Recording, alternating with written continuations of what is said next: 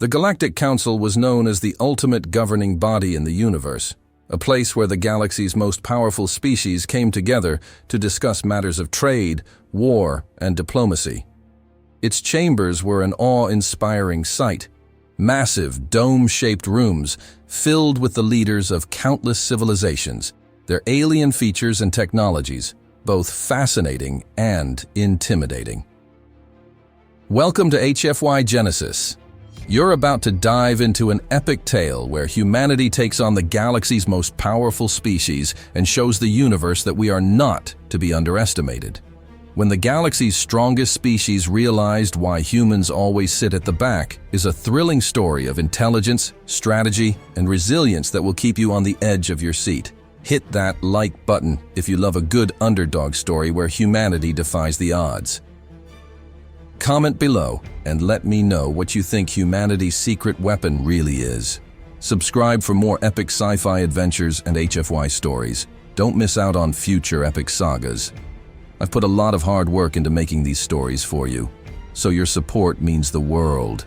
Let's dive into the galaxy and discover why humanity is truly a force to be reckoned with. The Council was dominated by the ancient empires who had ruled vast portions of space for millennia. The Zorvax, the Vorian Hegemony, the Ithar Consortium, and the Vasari Dominion were among the most influential, their ships and soldiers occupying strategic systems. These species had shaped the galaxy, and they saw themselves as the pinnacle of evolution. Humanity, on the other hand, was a species still in its early stages. Earth was the only home humanity had ever known, and their colonies were small, scattered, and fragile compared to the vast empires of their galactic counterparts. When they were allowed into the Galactic Council, it was under the assumption that they were still in the beginner's phase of galactic interaction, diplomatically naive and militarily weak. But Admiral Tessa Dwyer, representing humanity at the Council, had always been reserved. She chose to remain at the back of the meeting rooms, never speaking unless necessary. It wasn't out of a lack of respect. It was strategy. While other species argued and postured for influence, humanity remained a silent observer, taking in every piece of information, carefully weighing every decision.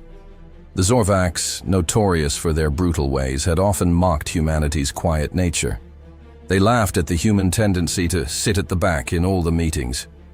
The Vorian ambassador spoke up one day as the Council debated an issue that had little to do with human interests. Why do they always sit at the back? The humans are nothing but observers. They've shown no real ambition to be players in this galaxy. Perhaps they are simply biding their time until they have to fall in line with the rest of us. The Zorvax followed with their usual laughter. Their empires had crushed civilizations before, and humanity was no different. They thought it was only a matter of time before the Zorvax fleet would come to human space and conquer it. The human diplomats, reserved, composed, would never step forward until they were forced to play the game. But, as the Zorvax would soon discover, humanity wasn't waiting to follow orders. They had a much deeper strategy. It didn't take long for the Zorvax Dominion to launch their invasion. With brutal efficiency, they entered human space. Their massive warships, capable of laying waste to entire planets, descended on Mars, Titan, and Europa, human colonies barely ready for a large-scale war. The human fleets were scattered, their ships relatively small compared to the Zorvax, who could destroy them with a mere flick of their fingers. At first, the Council did nothing. Humanity was beneath their notice, just a minor obstacle to the bigger galactic players. The Zorvax were allowed to go unchecked, believing that they would easily crush humanity and leave the galaxy to its more established rulers. But what the Zorvax failed to realize was that humanity was resilient, strategic, and much more resourceful than they had anticipated. Admiral Dwyer watched from her flagship, the UHS Eclipse, as human colonies fell under the brutal attack of the Zorvax fleet. Yet she didn't issue an immediate order to fight back. Instead, she watched and waited. She knew something the Zorvax did not. Humanity didn't need to win every battle to win the war. They needed to outsmart the Zorvax, and this humanity was uniquely skilled at doing. The Zorvax warships had one fundamental flaw. They were overly aggressive, charging into battle with sheer force. They failed to recognize that humanity could use its surroundings, deploy tactics, and leverage technology in ways the Zorvax had never considered. Humanity knew that strength didn't always mean size. It was about strategy. Humanity's secret weapon. The human counteroffensive began when Commander Elias Richter launched a surgical strike on Zorvax communication systems. The humans had been quietly infiltrating Zorvax data networks for weeks, slowly planting disinformation into their systems. The Zorvax, trusting their military might, never thought that humans could understand the complexity of their advanced military communications. Once Richter's strike hit, the Zorvax fleet was thrown into chaos. Zorvax commanders received false orders. Their ships fired on each other, thinking they were facing enemy targets. Civilian convoys that had been forced to move under threat from the Zorvax suddenly found themselves surrounded by Zorvax fleets, only to destroy them before they realized they were attacking their own forces. At the same time, human stealth technology allowed the Eclipse and other human ships to disappear in the shadows, taking out supply depots and sabotaging Zorvax operations. Human pilots fought with an unseen precision, and the Zorvax, once thought to be unstoppable, were now slowly being dismantled by strategic strikes. It was a devastating series of victories for humanity. The Zorvax realized too late that humanity was not the weak species they had dismissed. Their overconfidence had led them to misjudge the human spirit, and now they were paying the price. The realization. The Zorvax were in retreat. What had started as an unstoppable war was now a desperate flight back to their home systems. It was during this retreat that the Vorian Hegemony, long viewed as humanity's oppositional force, finally took notice of the unfolding events. The Vorians had seen something humanity had done, something that hadn't been possible before. They had taken control of a situation where they were outmatched. The Vorian Hegemony, a mastermind species of war and deception, realized what the Zorvax had failed to. Humanity's patience was a strength, not a weakness. The humans had deliberately waited, allowed the Zorvax to act first, and then they struck when the Zorvax least expected it. As the Vorian ambassador spoke before the Galactic Council, there was an unusual note of respect in his voice. Perhaps we were wrong to overlook the humans. Perhaps they are not as weak as we thought. They never rushed in. They bided their time. And in doing so, they turned the tide of war. For the first time, the Vorian representative acknowledged that humanity's quiet nature wasn't a sign of inferiority. It was a sign of strategic brilliance, the ultimate power play. Admiral Dwyer knew the time had come for humanity to prove its true strength. The Zorvax fleet was in disarray, and the Vorian Hegemony, now aware of humanity's true power, was looking for a way to assert their dominance.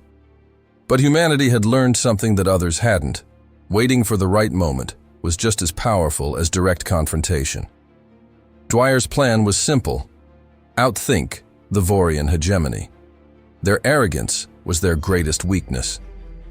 The Vorians had believed that humanity's quiet patience would be a weakness, but in fact, it had allowed them to learn the ways of their enemies, adapt faster than anyone could have imagined, and find opportunities where others saw none.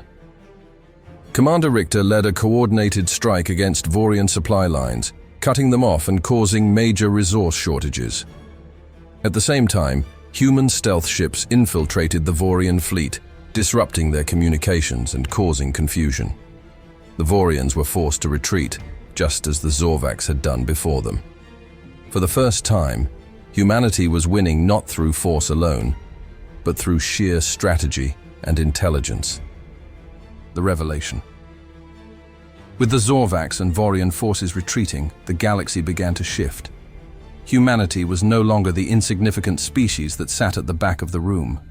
They had turned the tables, and now the galaxy had to reckon with the fact that humanity was not just a survivor. They were now a formidable power. At the next council meeting, the room was filled with murmurs. The other species had finally understood the secret to humanity's success. The Zorvax were crushed, the Vorians were on the defensive, and humanity had proven that it could rise above its perceived weakness. The Galactic Council looked at Admiral Dwyer, the human representative who had once sat quietly in the back. Now, she stood proudly at the front.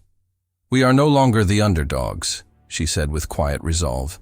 "Humanity will stand as equals in this galaxy, and we will fight for what is ours, whether that is peace, trade, or the future of this galaxy itself." Humanity's place. The galaxy was never the same after that. Humanity's rise was swift, and it changed the balance of power in ways no one could have predicted. Humanity had never sought to conquer. Instead, they used their patience, intelligence, and strategic thinking to outmaneuver the galaxy's strongest species. As Admiral Dwyer looked out at the stars once more, she realized the galaxy had learned an important lesson. Strength does not come from size or power. It comes from intelligence, resilience, and the will to endure. Humanity had finally earned its place among the stars. And now, it was time to lead. That was an intense ride, wasn't it? Humanity has proven once again that we don't need to sit at the back. We belong at the front of the galaxy. But the story doesn't end here. There's more to come.